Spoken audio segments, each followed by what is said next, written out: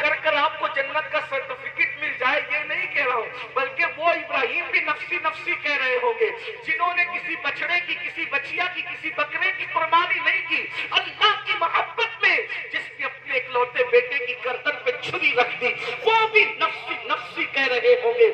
آپ اندازہ تو کریں جہاں انبیاء کی زبان پر نفسی نفسی ہوگا وہاں ہمارا حال کیا ہوگا، میرا اور آپ کا انجام کیا ہوگا۔ اے میرے آقا صلی اللہ علیہ وآلہ وسلم کے دیوانوں، کیا ہمیں ڈر نہیں لگتا اللہ سے یوم حساب؟ اور پھر یہ بھی سن لو، یہاں مجھے امید ہے پڑھے لکھے جوان موجود ہوں گے میرے عزیز، اگر ایس ایس سی کا ایگزام ہو، ایچ ایس سی کا ایگزام ہو، بی اے کا ایگزام ہو، ڈی ایڈ کا ایگزام ہو، اور بھی بڑے بڑے ایگزام ہو، نیٹ کا ایگزام ہو، اور بھی ایگزامس ہو، تو آپ اس کی تیاری راتوں کو جاگ جاگ کر کرتے ہیں۔ میں سلام کرتا ہوں ان طلبہ اور طالبات کو جو راتوں کو جاگ کر کے اسکول، کالج، یونیورسٹی کے امتحانات کی تیاری کرتے ہیں، لیکن میرے عزیز بھائیوں، میری بہنوں، جب تم کالج اور یونیورسٹی کے امتحان میں ایک مرتبہ ناکام ہو جاؤ گے تو دوبارہ پھر ایگزام کا وقت آئے گا، پھر تیاری کر کے امتحان دے سکو گے، لیکن ایک امتحان ایسا ہے وہ میرے اللہ کی بارگاہ میں میدان محشر میں دینا ہے، اس میں اگر ناکام ہو گئے تو پھر دوبارہ کسی کو موقع نہیں دیا جائے گا ایگزام دینے کا۔ لوگوں، اسکول، کالج اور یونیورسٹی کے امتحانات کی تیاری کے لیے پوری رات جاگ کر تیاری کرتے ہو، میدان محشر کے ایگزام کی تیاری کے لیے، اس امتحان کی تیاری کے لیے آخر ہم نے کتنی راتیں جگے؟ لوگ کہتے ہیں سرکار غوث پاک 40 سال تک ان کا معمول تھا کہ عشاء میں وضو کرتے تھے اور اسی وضو سے فجر کی نماز پڑھتے تھے، یہ راتوں کو کیوں جگتے تھے؟ یہ اسی امتحان کی تیاری ہے۔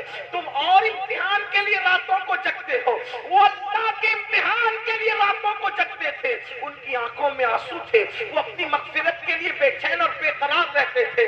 یاد رکھنا، خود فریبی سے نکلو، گناہوں سے ہجرت کرو، خود فریبی سے نکلو، شیطان فریبی سے نکلو، اور اپنے ایک مقصد زندگی کا بناؤ کہ گناہ نہیں کرنا۔ قیامت کے دن میں عرض کر رہا تھا، حدیث پاک آتی ہے، آئیے اس حدیث پاک کی طرف چلتے ہیں۔ قیامت کے دن زمین انسان کے پیروں کو پکڑ لے گی، شاید اسی پہ گفتگو مکمل کر لیں گے، لیکن دھیان سے سننا، زمین انسان کے پیروں کو پکڑ لے گی، اور وہاں زمین کون سی ہوگی پتہ ہے؟ یہ زمین نہیں ہوگی، یہ جو زمین پہ ہم چلتے ہیں یہ زمین نہیں ہوگی، یہ جو آسمان ہے یہ آسمان نہیں ہوگا۔ وہاں تو آسمان کیسا ہوگا؟ آسمان شعلے اگل رہا ہوگا، زمین شعلے اگل رہی ہوگی، زمین تانبے کی کیفیت میں ہوگی، سورج کے اور انسان کے سر کے درمیان، سورج کے اور انسان کے سر کے درمیان صرف ایک ہاتھ کا فاصلہ ہوگا۔ آج سورج اپنی پیٹھ کی طرف سے چمک رہا ہے، کل سورج اپنے چہرے کی طرف سے چمکے گا۔ یہ کوئی کہانی قصہ نہیں، یہ میرے اور تمہارے نبی غیب دا نبی کا فرمان ہے۔ آج سوچو سورج چوتھے آسمان پر ہے، سائنس کی تحقیق کے مطابق جب وہ مئی اور جون میں برس رہا ہے، اپنے شعلے ڈال رہا ہے، اپنی شعاعیں ڈال رہا ہے، تو دوپہر میں راستے خالی ہیں، لوگ کھیت کھلیانوں میں کام کرنے نکل نہیں رہے، لوگ اے سی اور پنکھوں سے باہر نہیں آ رہے، چوتھے آسمان پہ شعاعیں ڈال رہا ہے تو گھر سے باہر نکلنے کی ہمت نہیں ہے۔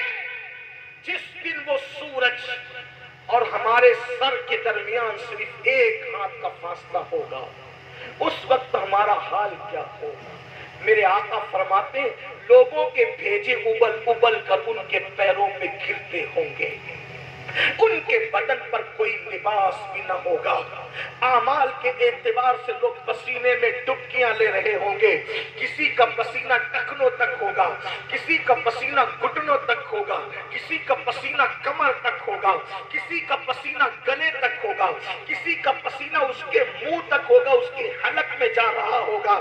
اس وقت ایک ماں اپنے بیٹے سے رشتہ توڑ چکی ہوگی. کوئی ماں اپنے بیٹے کو نہ پکار رہی ہوگی. ماں کہے گی بیٹے سے تو کون ہے, میں تجھے نہیں پہچانتی. اس دن باپ اپنی بیٹی سے بھاگ رہا ہوگا.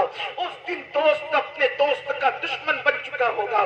قرآن کہتا ہے الاخلاء یومئذ بعضهم لبعض عدو الا المتقین, کہ ہر گہرا اور پکا دوست اپنے دوسرے دوست کا دشمن بن جائے گا سوائے متقیوں کے. میرے آقا صلی اللہ علیہ وآلہ وسلم کے پیارے دیوانوں, مجھے بتاؤ تو صحیح اس دن کے لیے کیا تیاری ہے؟ یہی کہ تاش کے پتے کھیل رہے ہو, یہی کہ موبائل پر جو ہے وہ معاذ اللہ جوا کھیلنے کی رسم بد ایجاد کر رکھی ہے, یہی کہ کانوں میں ایئر فون لگا کر گانے سن رہے ہو. ارے دنیا کی دوسری قومیں زنا کے اڈوں پر جائے, ہمیں حیرت نہیں ہوتی, کیونکہ ان کا عقیدہ ہے کہ ہم مر جائیں گے پھر ہمیں اللہ کو حساب نہیں دینا. لیکن آپ کیوں زنا کے اڈوں پہ جاتے ہو؟ آپ کا مذہب تو یہ کہتا ہے کہ مرنے کے بعد تمہیں اٹھایا جائے گا.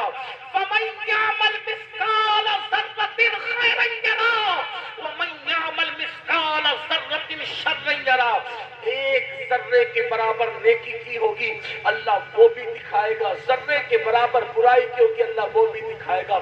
خاندان کا کوئی سورس نہیں چلے گا. اہل سنت کے اسٹیج سے اتنی جرت کر رہا ہوں, اگر مجھے معاف کر سکتے ہیں تو کر دیں. خاندانی کوئی سورس حساب کے وقت نہیں چلے گا. اگر نبی کا بیٹا مجرم قرار پائے تو میرا اللہ نبی کے بیٹے کو بھی جہنم میں رسوائی اور ذلت کے ساتھ داخل کرے گا. اور وہ بھی عام نبی نہیں, ہر نبی شان والے, لیکن وہ اولو العزم رسول جسے دنیا نوح علیہ السلام کے نام سے جانتی ہے. نوح علیہ السلام کا بیٹا میرے اللہ کے امتحان میں ناکام ہوگا تو میرا اللہ اسے ذلت کے ساتھ رسوائی کے ساتھ جہنم میں داخل کرے گا. کوئی خاندانی سورس نہیں چلے گا. اگر نبی کا سگا چچا اس امتحان میں میرے اللہ کے امتحان میں ناکام ہو جائے تو نبی کے سگے چچا کو بچھو کی شکل دے کر میرا اللہ جہنم میں داخل کرے گا. کوئی عام نبی نہیں, ہر نبی شان والا ہے.